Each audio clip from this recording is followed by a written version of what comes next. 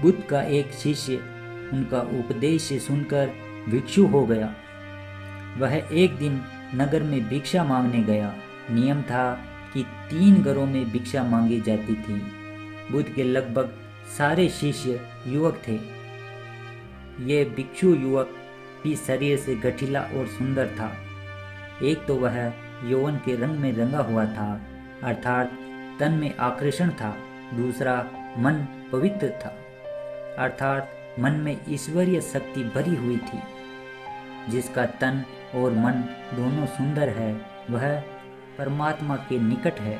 वह भिक्षु एक घर के सामने भिक्षा मांगने के लिए रुका। वह मकान वसवंता नाम की एक वेश्या का था।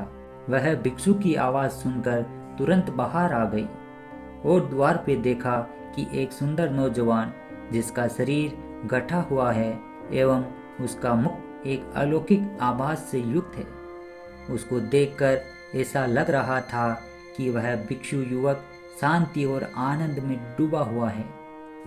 वेश्या उसे देखकर हैरान रह गई, जबकि वह स्वयं भी बहुत सुंदर थी। सारा वेश्याई नगर उसके पीछे घूमता था कि वह हमको स्वीकार कर ले, हमसे विवाह कर ले, पर वह किसी को भी स्वीकार नहीं करती थी। उस बलिष्ठ और सुंदर नौजवान भिक्षु को देखते ही वसवंता उसे अपना दिल दे बैठी। उसने भिक्षु से कहा, घर के भीतर आओ, तनिक बैठो। भिक्षु ने इनकार कर दिया। देवी, मैं अभी नहीं आ सकता हूँ। वेश्या ने कहा, भिक्षु कभी इनकार नहीं करते, कोई बुलाए तो जाना चाहिए। मेरे भवन के भीतर आओ। हे भिक्षु, अगर भीतर आओगे तो कुछ न कुछ तो पाओगे ही। भिक्षु ने कहा, अगर कुछ देना है तो द्वार पर ही दे दो। उस वेश्या का दिल और दिमाग उस व्यक्ति के आकर्षण में बिल्कुल डूब चुका था। उसको कुछ सुनाई ही नहीं पड़ रहा था। वह भिक्षु कुछ क्षण रुककर आगे की ओर बढ़ गया।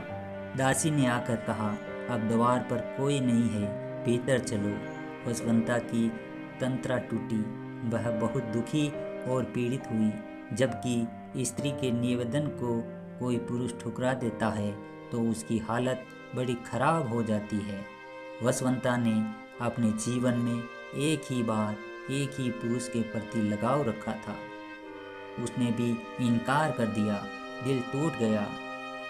उसने नाच बंद कर दिया, गाना बंद कर दिया। जो दिन भर मुस्कुराती थी और लोगों का मनोरंजन करती थी, वह सुंदरी वसवंता बिल्कुल मौन हो गई। भवन के द्वार सबके लिए बंद हो गए। वह किसी से भी नहीं मिलती थी।